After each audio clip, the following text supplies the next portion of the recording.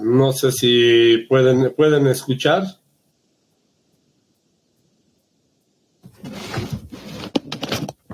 ¿Escuchan? Doctor, buenas noches. Sí, se escucha, doctor. Ya, muy bien, Jaime Pérez. Muy bien, entonces vamos a comenzar. Voy a empezar a compartir. El último tema que tenemos para nosotros es el sistema linfático. No se puede ver todavía, ¿no? Voy a empezar a compartir. Sistema linfático.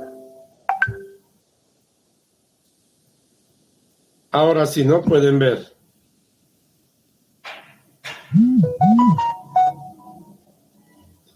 ¿Pueden ver, jóvenes? Sí, doctor. Muy bien, sistema linfático. Como siempre, la característica es que hay que saber la anatomía, función o fisiología para entender un poco el sistema linfático y los otros sistemas que hemos podido ver. Vamos a ver que la anatomía, el sistema linfático está formado principalmente por tres elementos estructurales. Son los capilares, los vasos y los ganglios linfáticos. Obviamente los capilares son el inicio de lo que significa la actividad linfática y es donde se recolecta la linfa y van hacia los ganglios linfáticos y a los vasos colectores. Bueno, ahí son las tres partes fundamentales, ¿no? Hay una característica de los capilares, se iniciaban los capilares es porque en realidad los capilares tienen pues la particularidad de tener perforaciones de gran tamaño para que pasen también partículas de más o menos la misma magnitud en tamaño. Y tiene tres funciones principales. Primero, filtran líquido tisular y macromoléculas que son o no somos recibidos en el sistema vascular y se van al sistema linfático.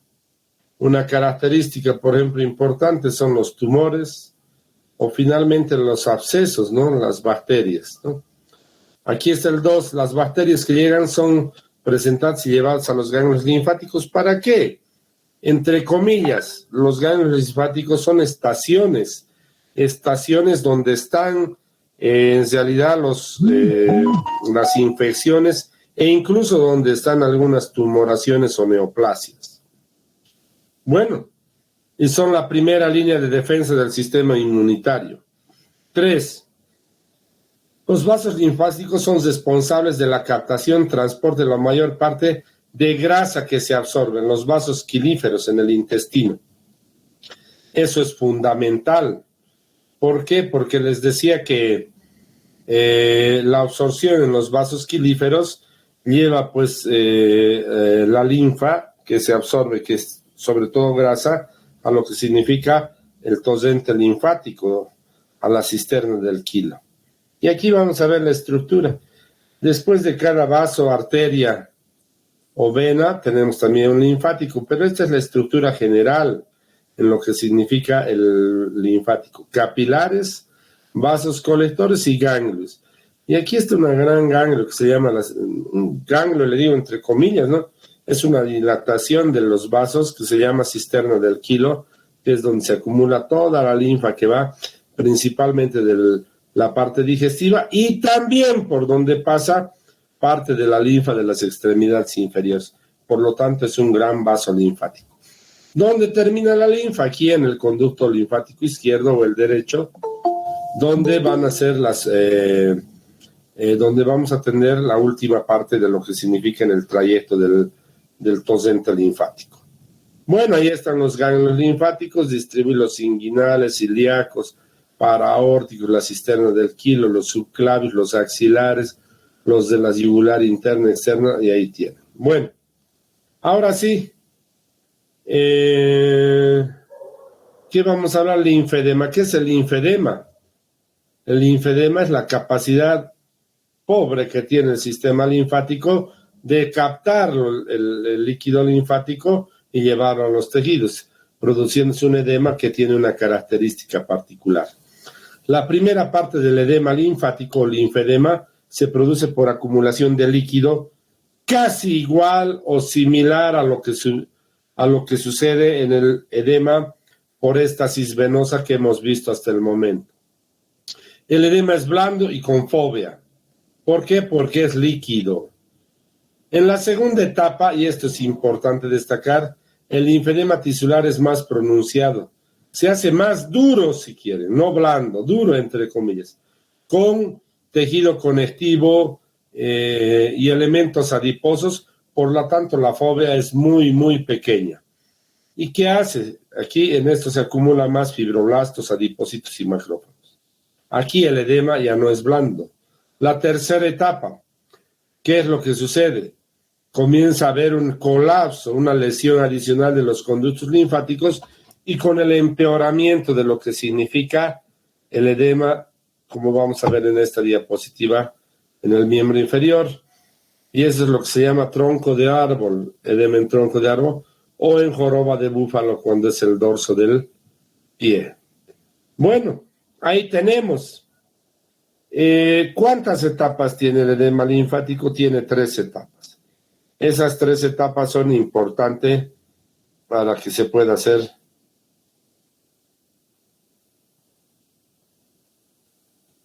Un segundito, por favor.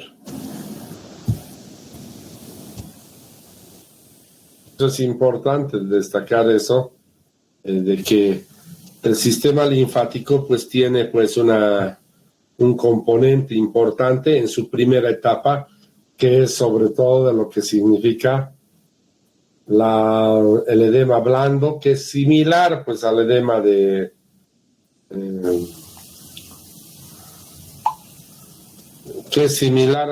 que se tiene en el edema por un problema vascular venoso o arterial.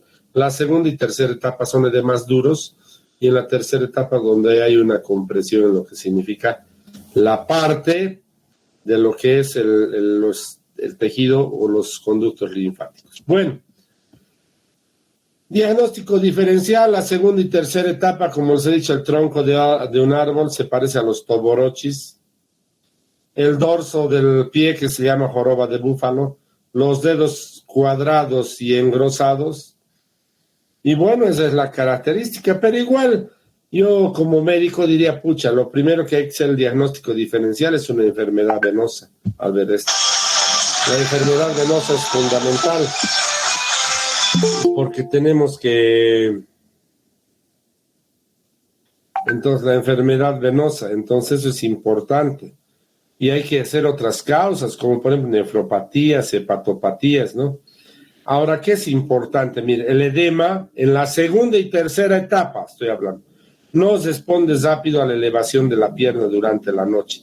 ¿Se acuerdan que en el miembro inferior levantábamos la extremidad por encima del corazón y disminuía el edema? En cambio, en lo que significa la primera etapa, puede disminuir el acúmulo de líquido, pero en la segunda y tercera etapa no.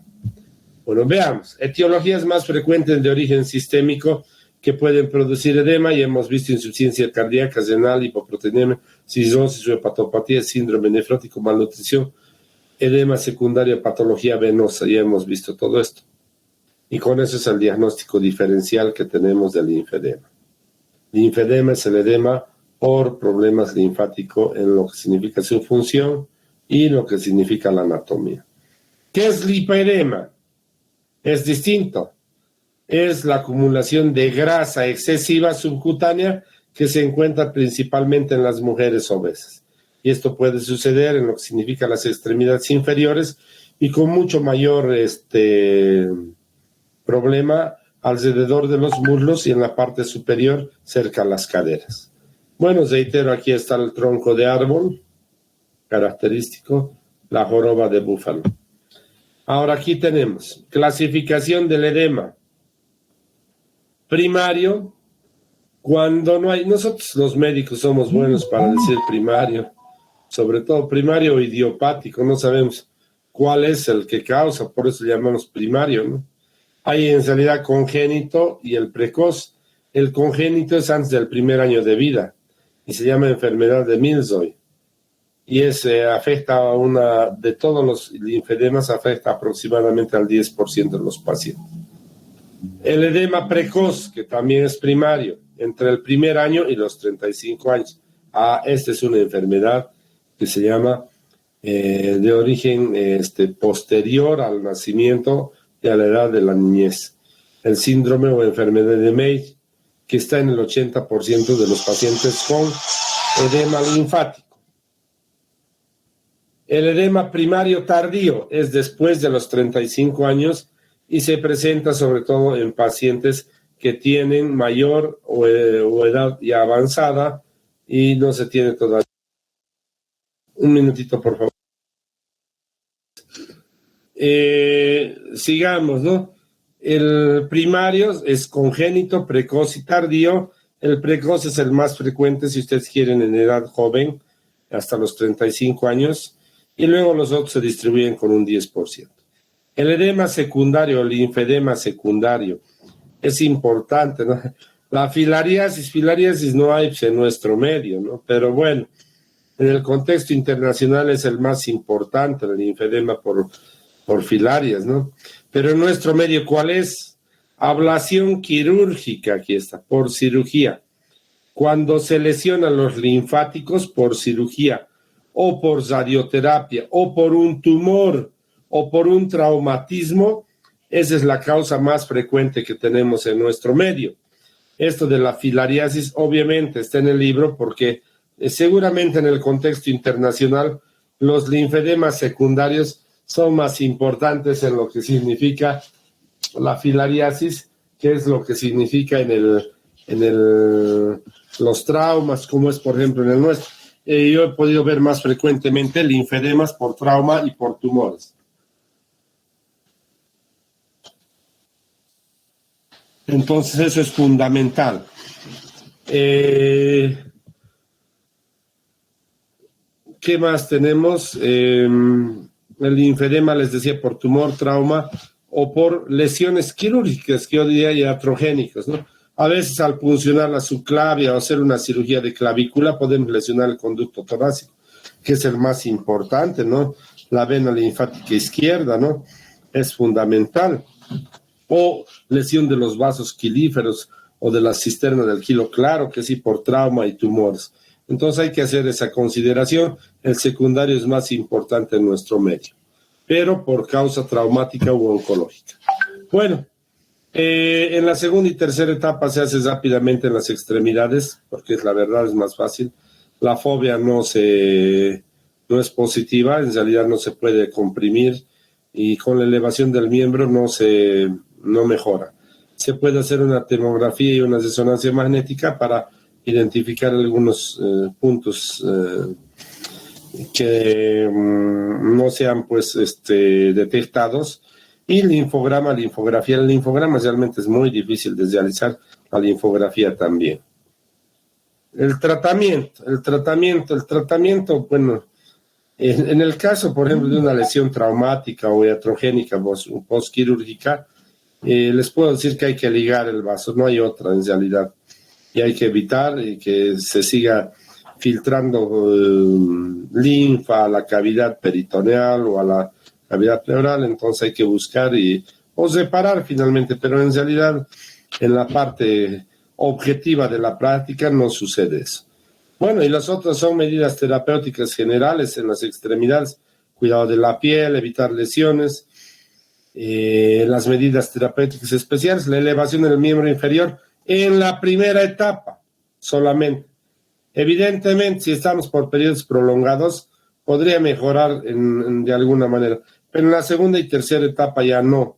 Vamos a ver las medidas que se pueden hacer cuando realmente ya es muy grande o demasiado grande el edema linfático. Compresiones con medias de alta calidad, de alta presión, entre 30 y 60 milímetros. La fisioterapia, recalco, la fisioterapia es importante. Estos pacientes con una buena sesión de fisioterapia disminuye el linfedema muy fácilmente. Eso es lo que quizás se está utilizando más en la actualidad, la fisioterapia. El tratamiento con bomba de compresión no es lo adecuado, no es lo que tenemos habitualmente nosotros a la mano. Bueno, se han intentado tratamientos con otro tipo de drogas, con las benzopirinas, que todavía están en estudios, con diuréticos para disminuir el edema, que todavía no está eso aceptado, Y finalmente les puedo decir, tratar de utilizar otro tipo de técnicas, están en estudio, ¿no? Están en estudio. Bueno, vamos a hablar del tratamiento quirúrgico. Es importante el tratamiento quirúrgico, ya cuando está avanzado ya no hay mucho que hacer, el paciente ya siente hasta pesadez en las extremidades y puede producir hasta isquemia, ¿no? Aunque sabemos que el linfedema puede ceder sin cirugía con el tratamiento que les he dicho, sobre todo de fisioterapia. Los procedimientos quirúrgicos son dos para los estadios o etapas avanzadas que hemos visto, y son la de Contolión-Homas y de Charles. Esos son. Esta es la más utilizada y la menos dañina, la de Contolión-Homas, que miren, consiste en desecar en uso el tejido subcutáneo y el tejido subcutáneo y la piel, sacando todo este remanente de grasa que tenemos y de linfa acumulada, y luego lo unimos, entonces reduce, ya no hay el tronco de árbol como hemos visto. Esa es la de Contoleón. Tengamos aquí ahora la siguiente, la de Charles, la verdad es excepción de Charles. Me parece que podría haber alguna complicación que pueda ser isquémica. La de Charles tiene esta característica, abre y prácticamente diseca todo el miembro inferior, saca una parte y vuelve a unirlo. Y ahí vamos a tener una disminución importante del edema, obviamente con una liberación de todo lo que significa el peso y las molestias que puede haber en la extremidad inferior. Esta tiene obviamente muchas secuelas y una de las más importantes puede ser la isquemia del tejido de la piel, ¿no? Entonces, considero yo, si queremos disminuir, esa es la mejor y la más segura, la Contoleón, y siguiente es esta, ¿no? Charles. Bueno, para terminar, lo último que nos falta en linfáticos y en esta parte que me ha dejado la universidad poder dar como docencia en la parte teórica, es el quilotórax. ¿Qué es el quilotórax? Es el desame de linfa. Y ahora vamos a ver aquí lo que les decía al empezar, ¿no? Las lesiones son principalmente por trauma o secundarias a una cirugía. Eso es lo que sucede. Al hacer una cirugía de clavícula, una punción subclavia, podemos lesionar y se puede producir una lesión, un desgaste de lo que es el conducto torácico o el conducto linfático. Rara vez sucede esto por una neoplasia maligna. ¿Cuál es el tratamiento? Toracostomía con tubo. Hay que disminuir, y lo más importante del tratamiento sería ligar proximal y distal el vaso, pero cuando liguen a proximal va a haber un edema pues pronunciado en la extremidad superior y en lo que significa la parte del cuello y la cabeza del lado que sean afectados. Bueno, otro de los tratamientos es la pleurodesis. Yo creo que esta es la más adecuada porque evita decusencias y además evita que hay un edema marcado en lo que significa la extremidad superior, la cabeza y el cuello. Que es la pleurodesis, significa echar una sustancia en la cavidad pleural para que ésta se adhiera firmemente y por lo tanto va a impedir que se abra la cavidad pleural y no va a ser fácil que la linfa vaya a acomodarse en la cavidad pleural. Bueno, quiloperitoneo. ¿Qué es el quiloperitoneo? Es el desame de la linfa en el peritoneo. Como veíamos, está la cisterna del quilo, por eso se llama quiloperitoneo, que puede darse por lesiones traumáticas que son poco frecuentes, pero las lesiones congénitas y neoplásicas son las principales. Esta es la parte diferencial más importante. Cuando hay quilotórax es generalmente por un trauma o una cirugía.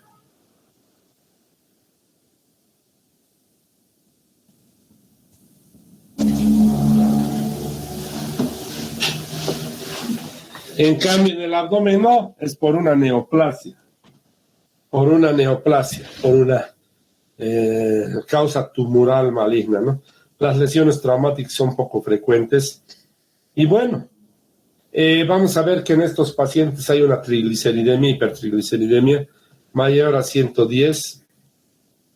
Y eso nos va a hacer ver que podemos incrementar cuando hay unos triglicéridos elevados la cantidad de de linfa que puede vaciarse, ya sea lo que significa el tórax o el peritoneo. El tratamiento paracentesis. En el tórax vemos toracocentesis y les decía que el mejor sería una pleurodesis.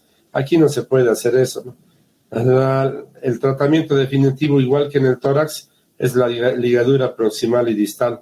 Obviamente, ¿qué va a sucederse? Que la linfa que esté por debajo de la ligadura vaya acumulándose y produciéndose un edema linfático, ya sea en las paredes del intestino o donde esté hacia distal de la ligadura. Eso es lo que puede suceder. Tumores del sistema linfático. Es el último subtítulo. Los tumores tenemos benignos y malignos. Los linfangiomas, simples o capilares, que son los que más fáciles de ver, ¿no? Y de poder identificar. Y los linfangiomas cavernosos o higromaquísticos que aparecen sobre todo en el cuello y la axila principalmente.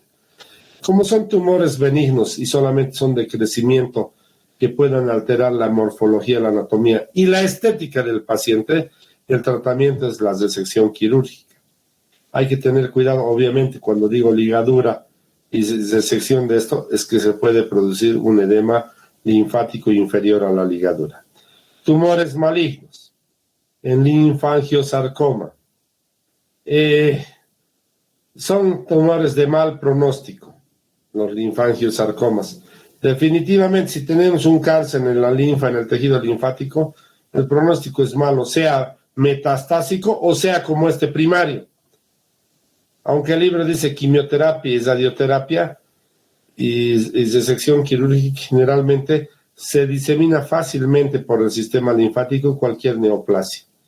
Por lo tanto, ya estando en un ganglio linfático, una neoplasia maligna, ya puede estar diseminándose en todo el organismo y circulando ya en las células malignas. Por lo tanto, los linfangiosarcomas, que son tumores malignos del sistema linfático, tienen un pronóstico malo y no creo yo que sea el tratamiento ya, la resección quirúrgica, la radioterapia y quimioterapia como paliativos. Sino creo que el tratamiento debe ser la identificación temprana, que casi nunca acuse, porque con eso se ofrecen mejores posibilidades de supervivencia. Bueno, tromboembolismo pulmonar, ya hemos hecho la anterior clase. Con esto terminaríamos, jóvenes, lo que significa el temario de tórax. El temario de tórax es del Savistón. Les voy a pasar a su compañero para que les haga conocer. Tenemos que ver que se evalúa de esto, hay que estudiar. Las partes teóricas que les he mencionado son importantes y fundamentales. Seguramente los que asistan y estén pues con su actividad teórica al día no van a tener mucho problema en lo que significa la evaluación. Con esto hemos terminado la clase de cirugía de tórax. Sé que tenía que avanzar esto hasta el 28, es decir, hasta el día viernes. Les dejo el día de mañana libre y el viernes, y comuniquen por favor para que empiecen el día lunes o el martes sería con el siguiente temario, que creo que es trauma, que ya lo da el doctor Grájela. Con esto hemos terminado la parte teórica que me compete y pues nos veríamos directamente en el examen cuando esté programando lo que significa la parte de la evaluación del primer parcial. Muchas gracias, y a su representante, por favor, llámeme para que les diga los lugares y cómo se va a hacer la evaluación. ¿Listo? Muchas gracias y buenas noches a todos. Buenas noches. Gracias, Gracias. doctora. Hasta luego.